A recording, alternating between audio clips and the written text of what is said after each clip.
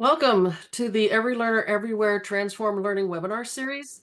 It's a pleasure to have you with us today. My name is Norma Hollebeck, and I'm the Associate Director for Innovation and Programs with Every Learner Everywhere. Some really quick housekeeping notes. We are recording this session for those who cannot join us today. However, throughout today's presentation, we also encourage you and welcome you to add questions in the chat. We will also have the opportunity at the end of the presentation for you to come off mute and ask questions and engage with the panelists. Before I introduce our panel moderator, I'd like to take out just a few minutes to tell you a little bit about Every Learner Everywhere and the mission of our network. Every Learner Everywhere is a collaboration of higher education organizations with the expertise in evaluating, implementing, scaling, and measuring the efficacy of education technologies, curriculum and course design strategies, teaching practices, and support services that personalize instruction designed for students in blended and online learning environments. Every Learner Everywhere is sponsored by the Gates Foundation. Here at Every Learner, our collaborative work to advance access to higher education centers on the transformation of post-secondary teaching and learning. We build capacity in colleges and universities to improve student outcomes with digital learning. Our mission is to partner with institutions to harness digital learning technology, driving innovation in higher education to improve outcomes for every learner. And now to our moderator. Dr. Christine Latulip is a visiting assistant professor at Linfield University. Throughout her faculty experience at a public Hispanic serving institution and at a private liberal arts college, Christine has promoted equity and worked to advance inclusive excellence, facilitating learning which applies to and enriches the lives of pre-service and in-service teachers alike.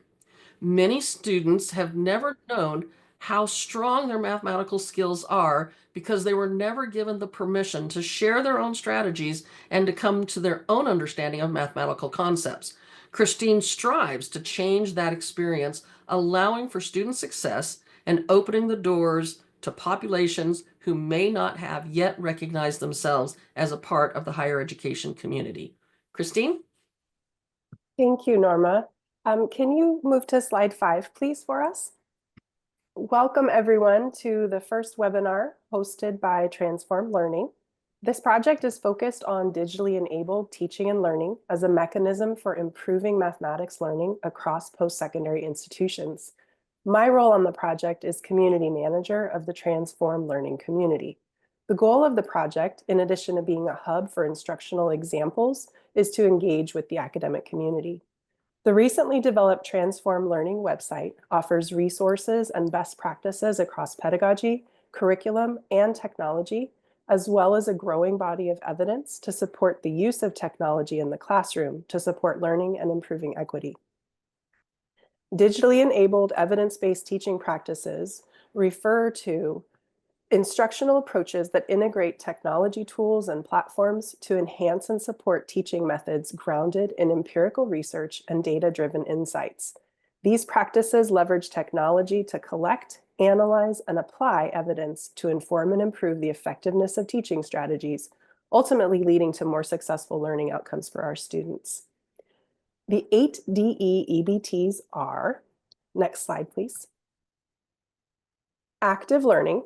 We decrease professor lecture time and increase student participation in learning. Assessing and activating prior knowledge, determining what our students already know and integrating their experiences into learning.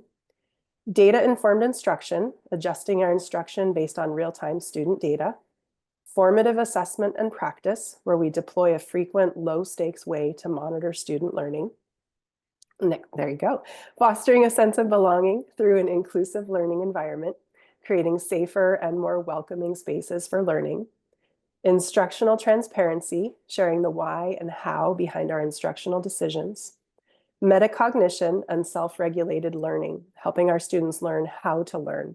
And our 8th is peer collaboration, creating opportunities for students to support each other's learning. When we think about these 8 DE-EBTs, there are some ideas for implementing them. And the first one, next slide, please, is really to start anywhere. The practices are not sequential. You can start anywhere. And keeping in mind to take small steps, the practices don't need to be implemented in full to make positive changes for your classes and your students. We can also be aware that different practices drive different outcomes. So implementing different practices will help you reach specific teaching and learning goals. To this end, we will be joined today by two exceptional mathematics faculty who will lead today's discussion and share insights and strategies for fostering a sense of belonging and instructional transparency. Dr. Abby Herzig teaches mathematics at Sarah Lawrence College and at several prisons through the Bard Prison Initiative. She's provided mathematics faculty across the United States with evidence-based professional development on equitable practices, online teaching, creating inclusive classrooms, and mentoring for equity. She advised the American Association for the Advancement of Science on developing tools for academic STEM departments, professional societies, and institutions to assess and address the impacts of their practices and policies on diversity, equity, and inclusion. With Dr. Winger, she is a co-lead of the Come In project, Creating Opportunities in Mathematics Through Equity and Inclusion, which is a 2-year project that trains mathematicians as change agents and supports departments in their DEI initiatives. Dr. Aris Winger is an associate professor of mathematics at Georgia Gwinnett College. His current work centers around creating spaces where marginalized groups feel a sense of belonging in mathematics and STEM. This mission has led him to co-authoring a book series, advocating for students of color in mathematics, and conducting numerous professional learning workshops and consulting around the United States, working with educators and administrators at all levels. With Dr. Herzig, he is a co-lead on the Come In project, supported by an NSF Includes grant to support a 2-year project that trains mathematicians as change agents and supports departments in DEI initiatives. He currently serves as the executive director of the National Association of Mathematics. Please help me in welcoming Dr. Herzig and Dr. Winger. Thank you. Thank you so much. Now, okay, great. I don't see you, Abby, because I was thinking, so I don't know where you are. Well, but you're there. I'm here. Okay, here, good. and I see I'm you. happy to have you here. You see me? Okay, perfect. And it's good to see everybody else. Thank you so much to everyone for joining us for these very important topics. We were asked to talk about 2 of the EBTs, and we're excited to dive into them with you. But of course, all 8 of those EBTs that Christine reviewed all interact and overlap with one another. So some of the things we'll talk about will be relevant to some of the other areas as well. And we're going to start with an activity that we're going to ask you all to participate in. So I'll turn it to you, Aris, for that. Next slide, please. Absolutely.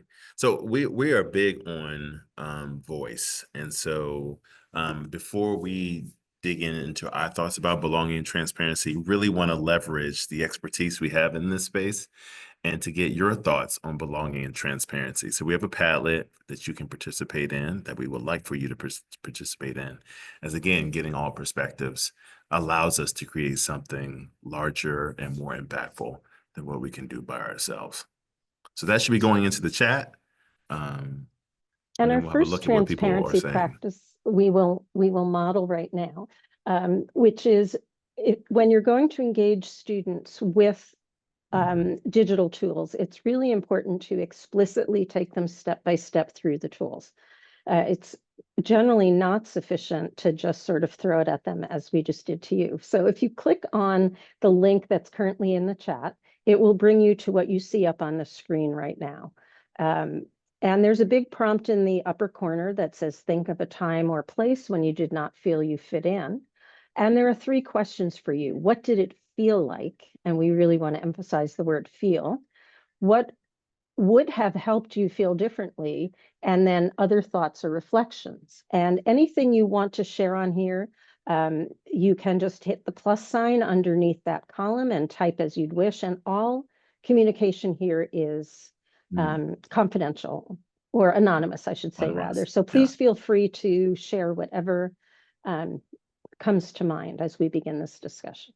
I'm already supremely thankful from what we're getting already in column number 1. Appreciate that. Uncomfortable, ashamed, felt incredibly isolating and disappointing, threatening mentally, some thoughts of imposter syndrome, Like I wanted to leave. Yeah, intimidated. And so there's something about the wanting to leave part, right? That, I mean, yeah, I certainly can understand that. And that when we think about people who leave, right, what does it look like for us to imagine that when someone says that I'm out of here or that I'm leaving, that it is very much tied to a lack of belonging? Thank you for that first column. What would have helped you feel differently? Awareness by those around me that it was possible that their actions were likely alienating and or excluding some individuals in the room. Now that is powerful, right? And so, and as was said, we come from the discipline of mathematics, but I'm thankful that we have disciplines from all over joining us on this call and on the webinar. And so it has me thinking about what this awareness looks like, right? Because in the discipline of mathematics, we have lots and lots of practitioners who just want to get about the business of getting to the content, right? And not thinking about, maybe I need to be attending to belonging, right? You can think about it in the chat, whether that's true. Where does this awareness show up in your discipline specifically? That interests me. That could even be something you talk about in the other thoughts section on the Padlet itself. Yes. How is your discipline tied to the ability to create belonging? Now, yeah, so again, we're deep in the STEM space. And so, because the STEM space, there's a lot of work for us to do. Is that true in English? Is that true in literature? Is that true when you're teaching bassoon, right? How is it that we can is it easier, harder? Is it the same? I want to mention personal contact with someone, affirmation that I was welcome. So there's also there's something about, in lots of ways, when I see that person write that, I'm imagining, and part of it's because I'm in a classroom now, but I'm imagining like walking into the classroom and just saying, is there someone in here that I can connect to? Right. And that the ability to just have that increases the belonging piece a ton, I would imagine. There's also one other under the second column, being welcomed and named, which I think is also very powerful. Being named, being seen as who you are. Yes. And we'll talk more about that in a few minutes. Yeah, no, that is powerful. And I'm thinking of the tension between being welcome and named in a class of 35 and the class is 45 minutes long. Right. And how do we do that in ways in which students will feel welcome when we have the time crunch and there's so many people in the room? How do we do that? And does that mean that we stand by the door and say hello, Amanda, hello, Norma, hello, Samir, right, as they come in? Be at the door, as Carol is saying. Be at the door, right? We have a colleague who teaches large lecture courses of calculus with 150 students, and he spends the summer memorizing everybody's names so that when they come into class, he actually knows who's who. That's perhaps a really heavy lift that most people can't engage with, but it's an interesting model that he goes to that degree of effort, and he talks about how impactful that is for the students' willingness to participate in class.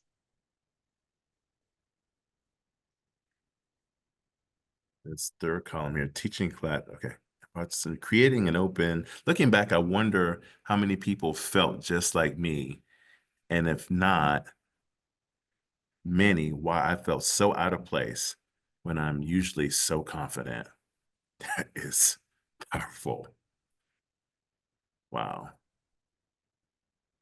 And so in part of this exercise, when we feel it like this way, then we can start to think about, and it galvanizes us to really attend to these things as we are passing this on to our students, right? So and really, we appreciate your contributions. Go ahead.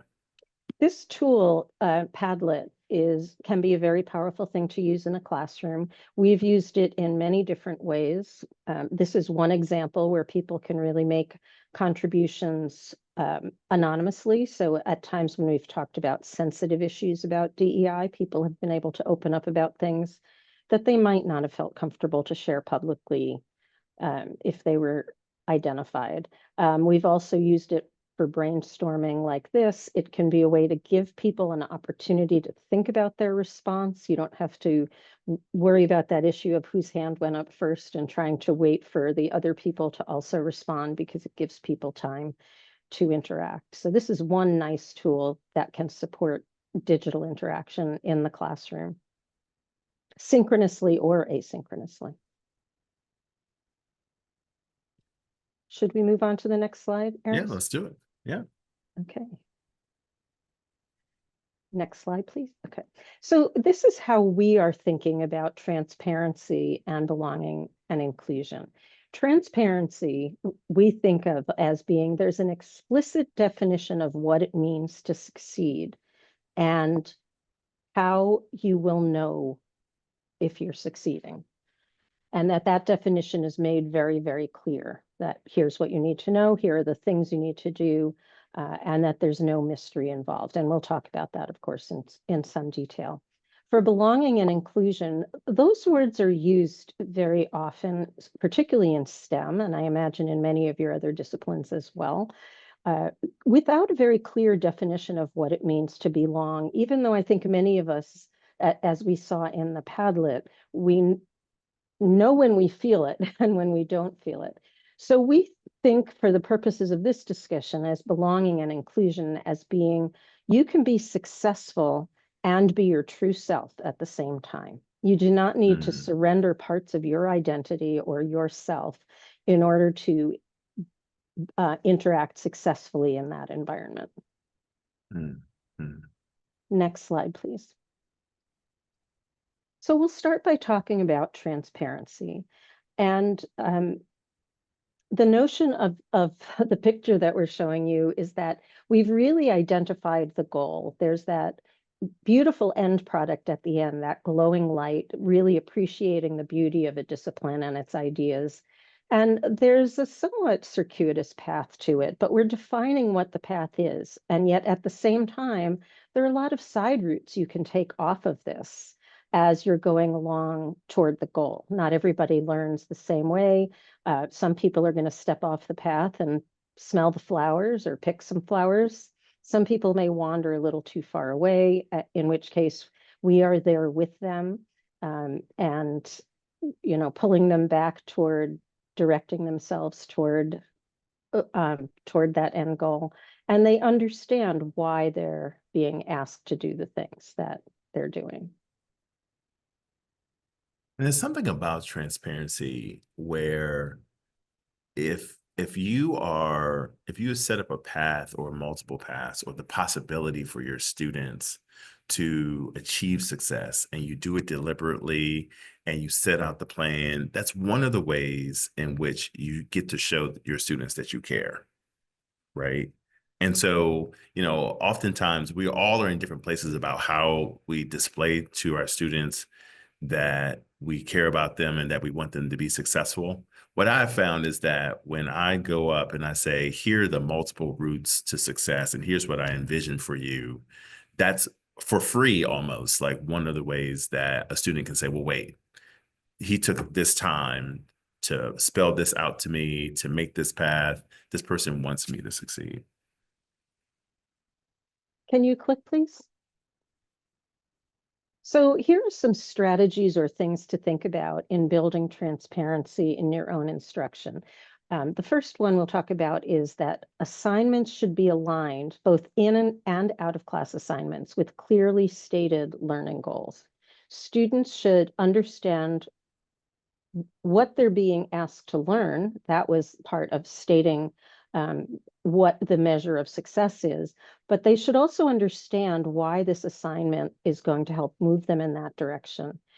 I had a situation once where my 5th grade child was asked to do an assignment that, as an educator, looked ridiculous to me. So I just emailed the teacher and asked, what's the learning goal here so I can support him? And the teacher wrote back and said, oh, I don't know, it just seemed like a fun thing to do. Well, that's a good way to lose the trust of students. If you're giving them work to do that doesn't serve a goal that they understand, then you're asking them to engage with something that appears to them as a waste of time. If it's not a waste of time and you have a principled reason for asking students to do that, then that really helps them engage because they understand what they're trying to do. Next bullet. While digital tools are there to enhance learning and they're very, very powerful, don't hide behind the technology. You still need to be humanly present. They still need to know they're not in that website or in that utility or in that app all on their own. Notice that when we were doing the Padlet, Eris was talking to you through the whole thing. And he was there. You weren't just brainstorming with each other without any guidance. It's really important for student engagement that they understand that there's a human being interacting with all of this with them. And that's true even for asynchronous learning. There are tools for the teacher to have a teacher present, even if they're not in the platform at the same time.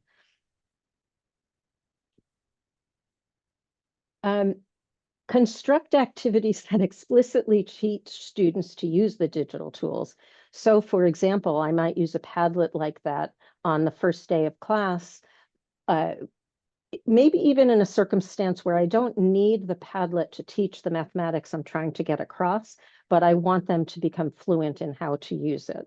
Or using VoiceThread, which is a nice digital tool for getting students to be able to have asynchronous discussions, but by voice and by video, to give them something to do in that platform that takes them through all the different features and functionalities of that platform so that they can get fluent at using it in a low stakes activity. One of the key parts of transparency is that students understand that the choices you're making as an instructor are intentional, that there's a reason why you're asking them to do certain things. There's a reason why you're lecturing about something versus asking them to engage with each other. There's a reason why you're asking them to solve problems on their own without your help initially. And helping them to understand what those real reasons are is a key part to that notion of transparency and having students buy into your to what you're asking of them and where they should be putting their attention. Now, I think that one in particular resonates with me because I'm also thinking about having those intentions, and it's already baked in, but just again, being transparent and explicit that the intentions that you have are very much tied to their success, right? That the whole thing's about their success. And that leads into what Patty said in the chat about particularly in STEM, it's not uncommon in big lecture classes where students come in and the teacher says, half of you look to your left, look to your right. By the end of the semester, only half of you will be left. That is I guess that is a form of transparency, but it very clearly communicates that you are not invested in their success. Whereas telling them instead, here's what it takes to succeed. And here are the tools I'm giving you to help you succeed. And at every step, even with someone who's struggling, to give them feedback that's not of the form of, oh, I guess you're not cut out for this, but rather of the form of, here's what you need to do to succeed at the next step. And let me help you is a very powerful, powerful tool for motivating students and making them feel that they belong, which we'll talk about more explicitly next. Being very clear about expectations and goals so that they know what they're trying to do, providing rubrics when you can, telling them exactly what your criteria are for grading. And part about being clear about expectations is being clear with yourself. A lot of times we as instructors use strategies that we do just because we've always done them and we don't know why. For example, really strict deadlines on assignments. Sometimes there's a good reason to have a strict deadline. Sometimes there isn't. Sometimes it's just because we're accustomed to providing deadlines. And if we try to have compassion for the fact that our students have lives that are just as complex as our own, we might find that there are times where we want to insert some flexibility in that. Along with boundaries, whatever makes sense within the situation, but to really think about all of the requirements that we're stating for our students and making sure we understand for ourselves first, and then communicate to our students why we're doing what we're doing and why we're requiring what we're requiring. And Aris, I think this one is you. Yes, it's clearly identifying expectations and strategies to achieve success is a powerful way to support student learning, enhance their belonging, and let them know you care about their success. Right. So this was these were, I would mention this kind of earlier, that in doing this, you can get across to your students that, oh, this person cares. I was working on a project where I had, there were some people we were onboarding, and I had set up a process for them to be onboarded. And one of my teammates was just like, "Oh, you've laid this out carefully. This really shows that you care." And in my mind at the time, I was just like, no, I wasn't even thinking about, caring so much about them as much as I was just like, they deserve to have a process in which it is easy for them to at least understand what they need to know in order to be successful. Like, we owe that to them in lots of ways. But then at the same time, on the other end, it comes off as if we care, which is also great as well. And caring is not only about just being a nice person. It's really critical to student engagement and to their progress for them to understand that you care about their success, you care about their experiences in your classroom and in their academic program overall, and that you really see them, as we talked about earlier, in online platforms, in digital tools overall. One thing that we can pay attention to in helping that happen is that things are really easy to navigate. It's clear how they need to navigate to do the things you're asking them to do. They know how to reach you. It's not 3 clicks deep for them to find out how to send you a message. There have been some recent research that has shown that in some digital environments, if it's too much labor for students to figure out what's going on, and it takes them too much time. And let's be clear here, time in an online platform or on any digital tool is measured in seconds, not minutes. So this research has shown that students are likely to assume that the professor does not care about them, but even more so to think the professor is not competent because they're not providing a usable learning environment for them. Do you want to take this one, Aris? Sure. So when thinking about belonging, we have some frameworks here. We have a framework here to say that, well, wait, if I belong in a space, then, as we said earlier, I should be able to be my true self, right? I should be able to come in and not, minimally at least, have to pretend to be someone who I'm not, right? Or say things in ways that I wouldn't normally say them. If I'm feeling like I belong, then I'm appreciated at some point. There's something about me that is worth valuing in this space. At a very fundamental level, if I belong, then I feel safe to belong. That's tied to Maslow's hierarchy of needs. And if I belong, then I'm treated justly, right? And so this comes out in a couple of ways. So here's some pragmatic ways, right? So we can learn how to spell and pronounce students' names, right? So we're going back again, someone in the Padlet said that I am named, right? And so what people's names are is important. And it's kind of tied, when we think about these, we can go back to the framework and say, well, wait, that can be tied to I'm appreciated or I'm feeling safe, if you want to know students' names. And I can be my true self. Yeah. You can highlight, go ahead. Yeah, so highlighting unconventional solution strategies and investigating them mathematically is a wonderful way to honor different ways of mathematical thinking. Rather than communicating, you need to think like me and produce this work the way that I produce it. when someone has an unconventional approach, that's a wonderful opportunity for everyone in the class to learn a different way to think about or look at this content. Even if there's something flawed about what's being presented, you can still investigate it mathematically or artistically or musically or whatever your discipline is. And it's a great learning opportunity for everybody and communicates to the individual who proposed that point of view that they're being valued and appreciated.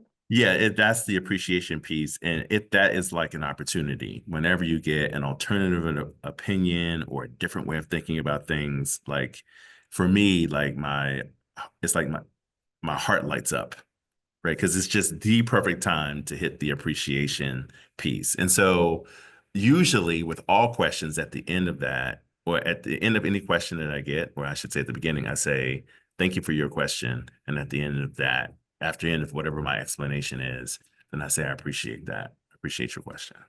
And that is, it's appreciation for the individual, and it's also great learning for everybody else, because as someone mentioned in the chat, you're modeling respectful communication, and you're also exposing them to ideas that you might not have otherwise thought to bring into the classroom discourse. I have this happen all the time in math classes. Every class I teach, there's always something new I learn because a student does something a way where I have to say, what? Explain that? And many times it's correct and valid and really interesting. So we talked about making the navigation transparent a moment ago, so maybe we want to go on to the next bullet. Many of us, in the pandemic, when everyone sort of suddenly and in a panic had to switch to online learning, people just, in many cases, for lack of knowing what else to do, just threw all their stuff on their Blackboard or Canvas site or whatever.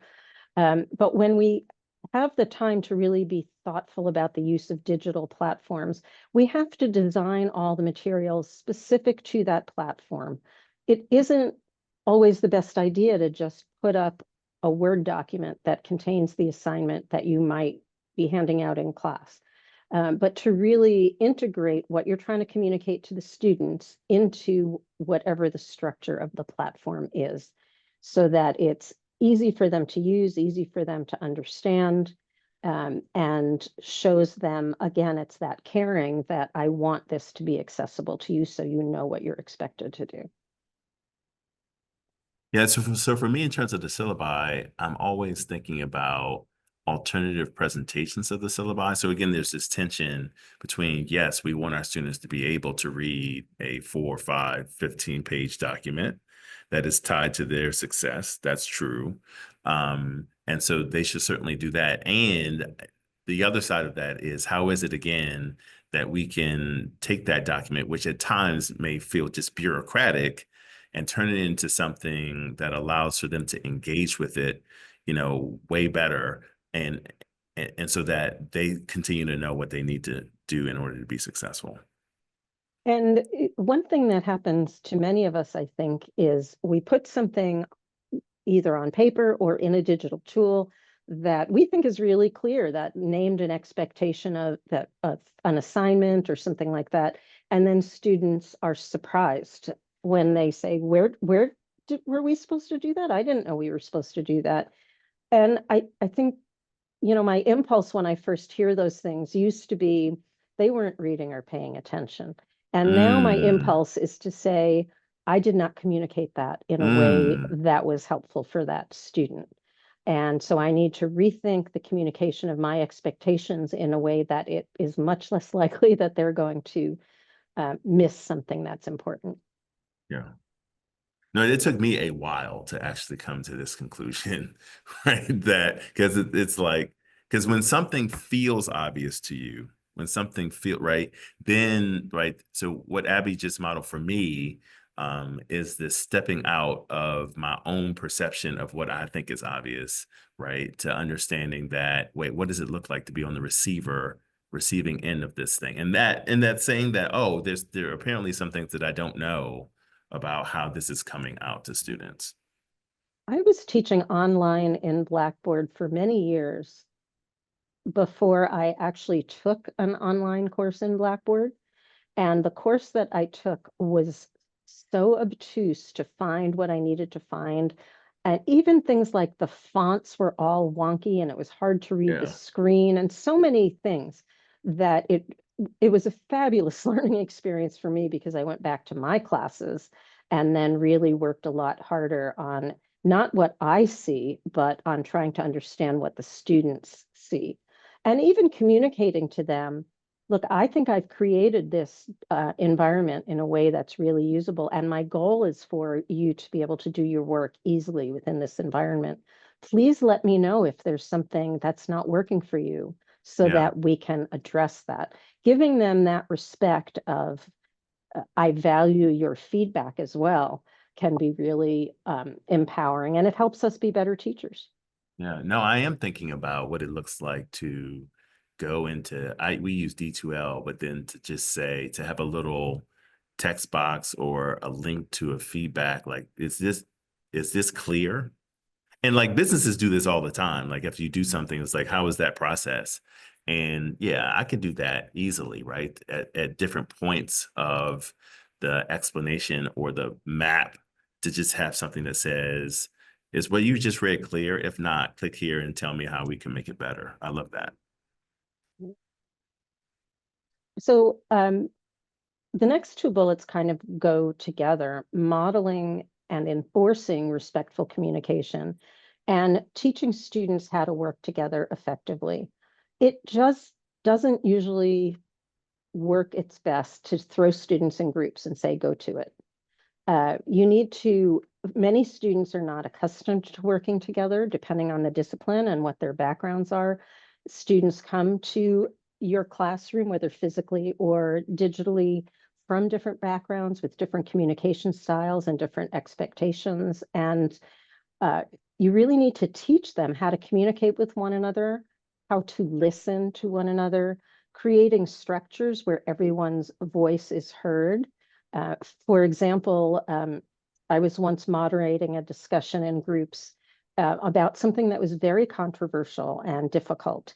And we asked the participants to start by whoever's last name came first in the alphabet got to speak first. And that person had one timed minute to respond to the prompt of the discussion. And when the minute was over, it moved to their right, and that person was supposed to say, what I heard Aris say is, paraphrase, and then they got to say their piece for a minute and went around the circle before interaction happened. That was one very specific structured model that we implemented in that case because we were afraid of because of the controversial nature of the topic, that some people might not have their voices heard. But to really help students know how to communicate, and being sensitive to the idea that not everybody is comfortable communicating in the same ways. I've had students say things to me when I've pulled them aside and say, hey, I'd love to hear from you more. I've had students say, I'm already way past my comfort zone in terms of how much I'm interacting. I'm engaged, I'm listening. Or I have a student that I'm dealing with now who's always doodling and he looks like he's not engaged. And I asked him about it and he said, that's how I engage. That's what I need to do. Just really trying to understand those kinds of differences in where people are coming from and what they need to be effective. Another one that's been very powerful for me to think about is in math. There's been such a huge movement over the past 2 decades or so to really get students to question things. Don't believe what I say because I'm the teacher. Question me and make sure you know it's true. And that I'm not the judge of what's correct. You are the judge of what makes sense. And we'll do that in conversation.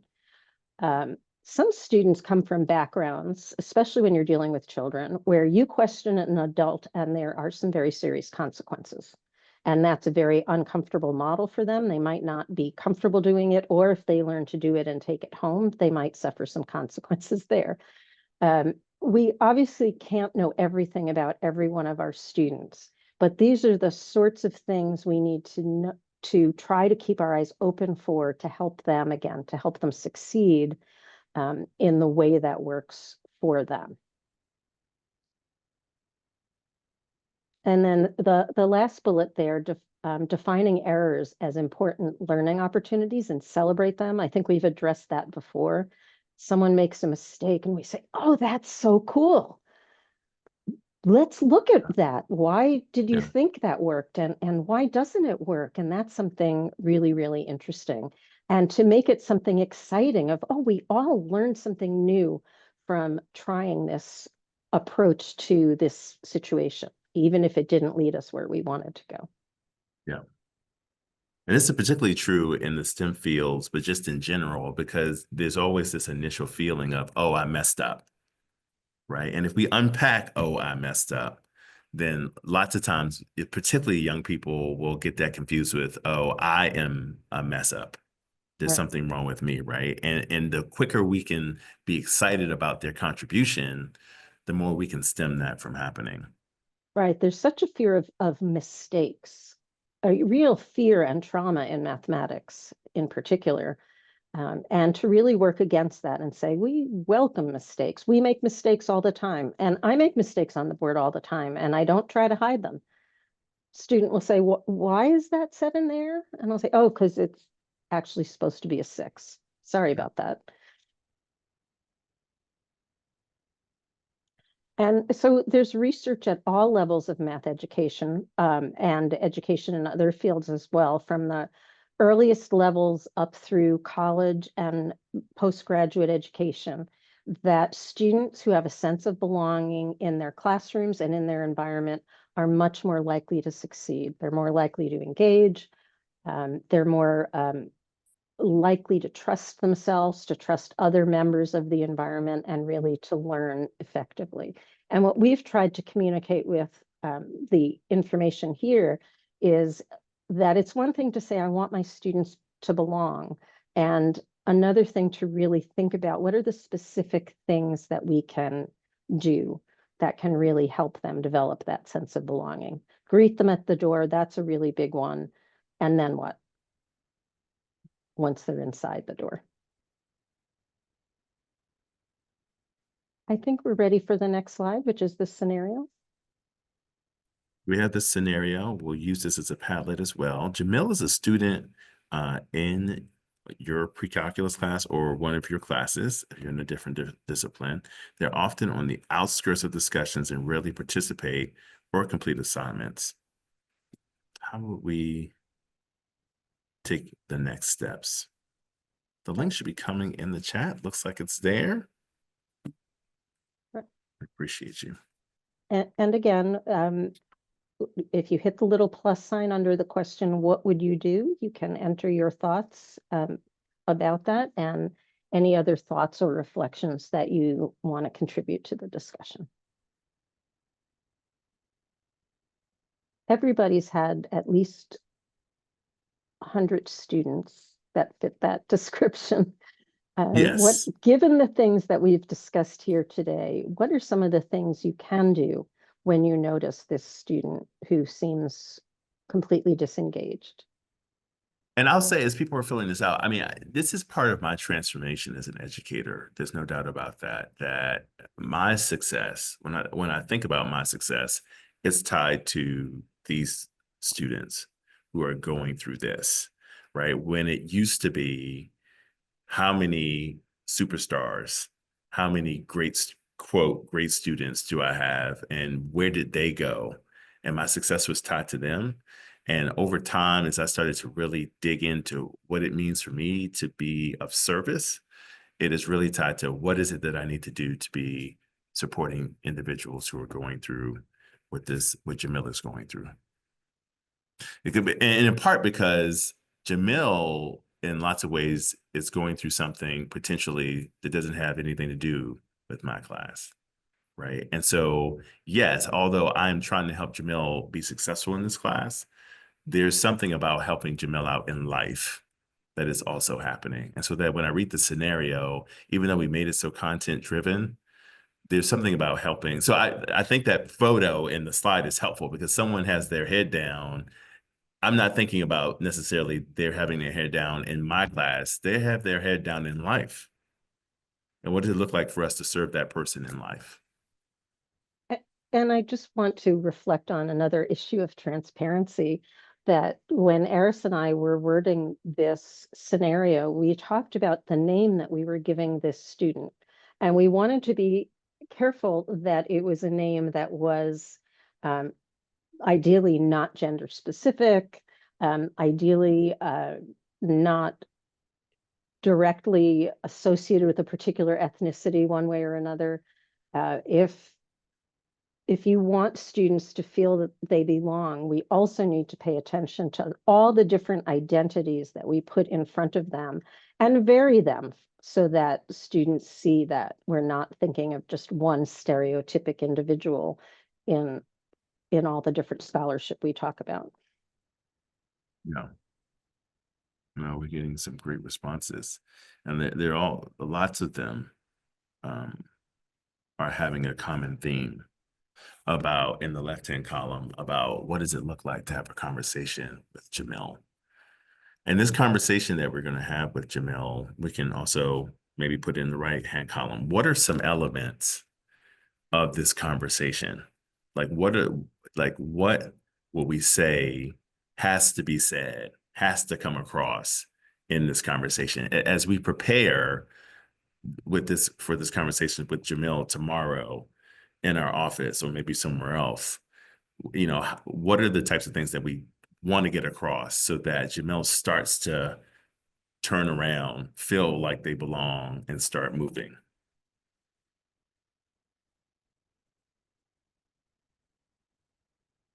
I would set aside time to speak with Jamil one-on-one, provide them with resources, maybe share a personal story struggle, and encourage or offer to go with them to get extra support. Appreciate that.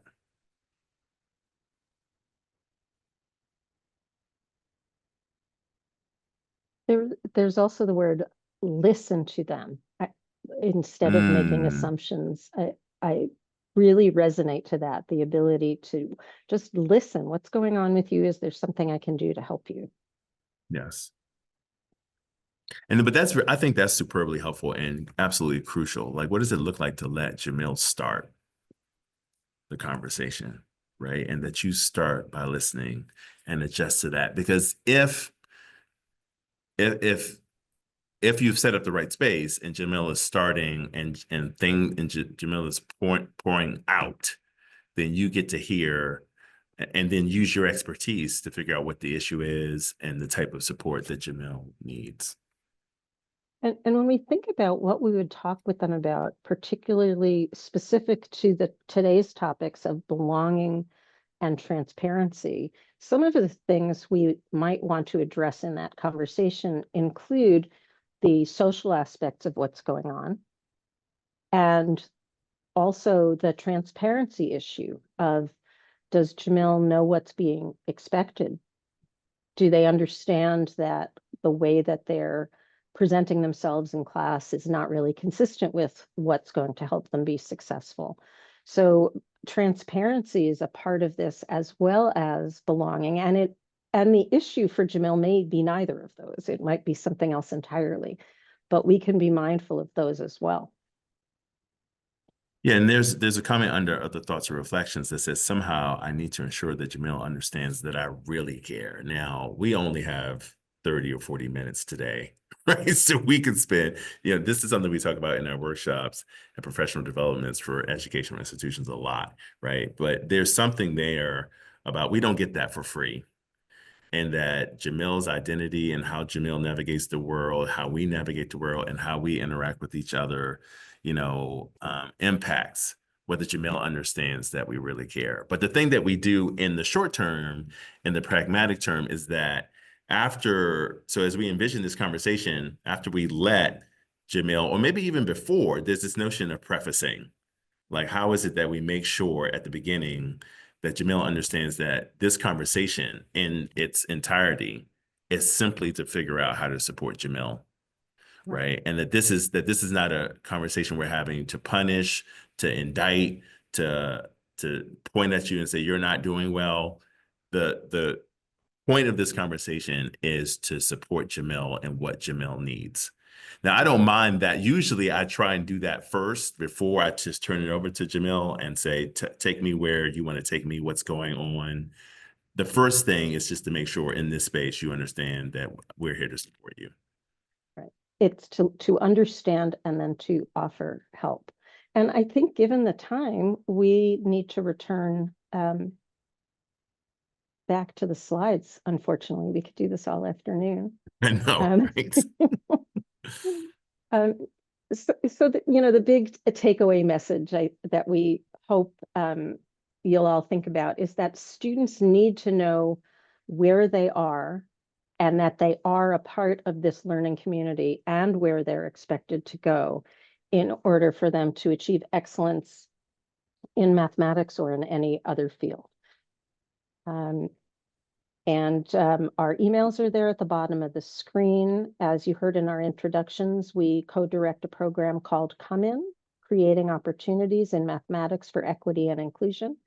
We'd be delighted to talk with you more about any of these ideas, which also, of course, apply outside of mathematics, even though that's our home discipline.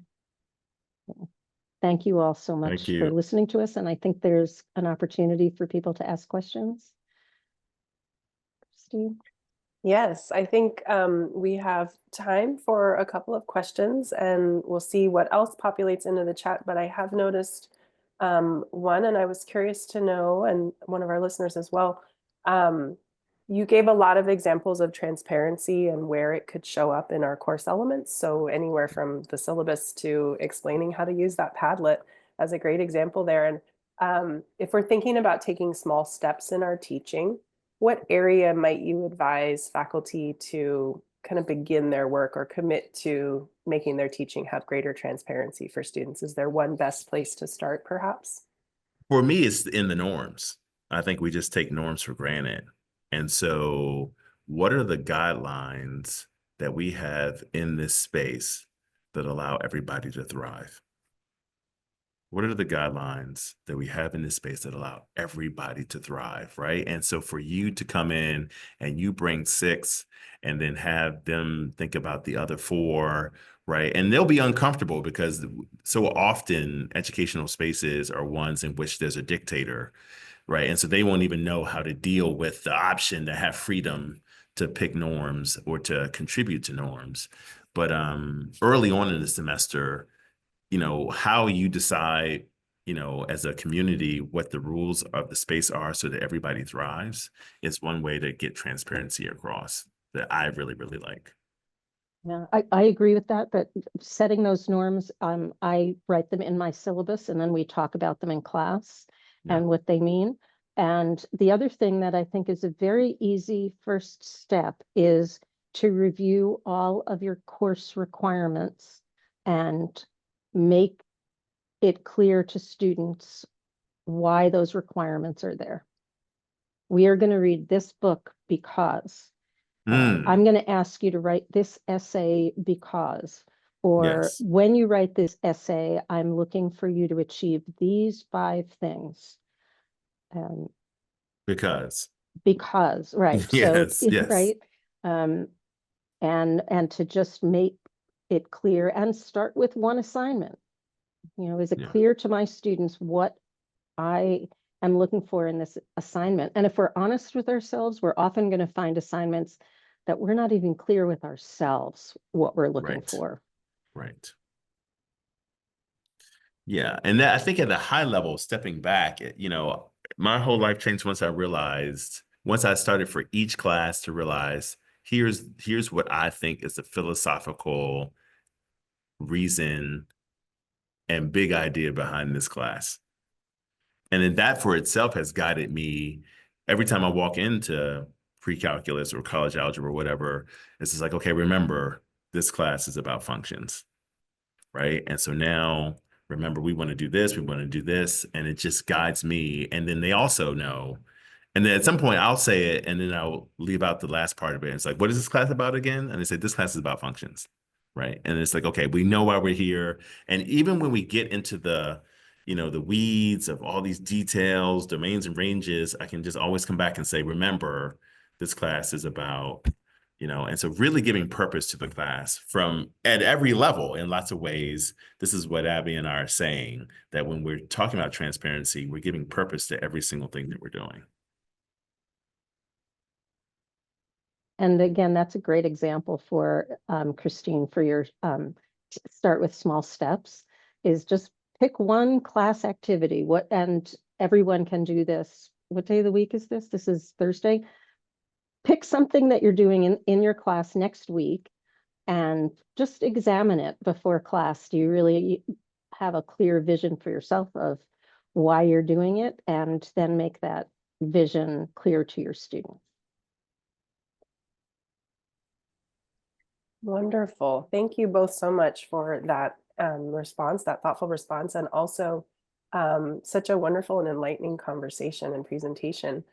I think at this time we are about, Carol, I don't know if you can, but next week is a fresh start as well. I think well, no, we all and what get I'll that say chance. super fast is that, Carol, you can also be transparent and say, I went to this thing last week and I'm going to try something different because I want to make the space better and you deserve that. Absolutely. What a great way to show your students you care enough to be thinking about them even when you're not sitting in class with them. Yes, that's right. Thank you. So I Thank would you like all. to encourage you to visit the Transform Learning website and consider submitting an example of your own teaching practices that illustrate one or more of the 8 evidence-based teaching practices that we've discussed today. We also invite you to join our community of practice, which will focus on digitally enabled teaching and learning practices in gateway courses in college mathematics. I'm going to turn things back over to Norma now. Thank you again, Dr. Winger and Dr. Herzig. Thank you, all 3 of you, very much for moderating, Christine, and for Dr. Herzig and Dr. Winger for such wonderful advice to our audience. We do encourage you all to join that community of practice. Our next Transform Learning webinar will be on May 8th and will feature Dr. Jennifer Reed in conversation with Dr. Heidi Eccles and with Dr. Latulip about active learning and peer collaboration. So 2 more of the evidence-based teaching practices. You can register for the link that is being, you can register for that webinar with the link that's being put in the chat. For our audience, we do ask you to take just a couple of minutes out of your time right now and complete today's survey for the webinar using the link. If you have something else going on right away, don't worry, we will send you the survey and a follow-through email within the next couple of days. With that said, thank you to our speakers, thank you to our audience, and we look forward to engaging with you all over the next several months. Thank you all again. Happy teaching. Ooh, thank you.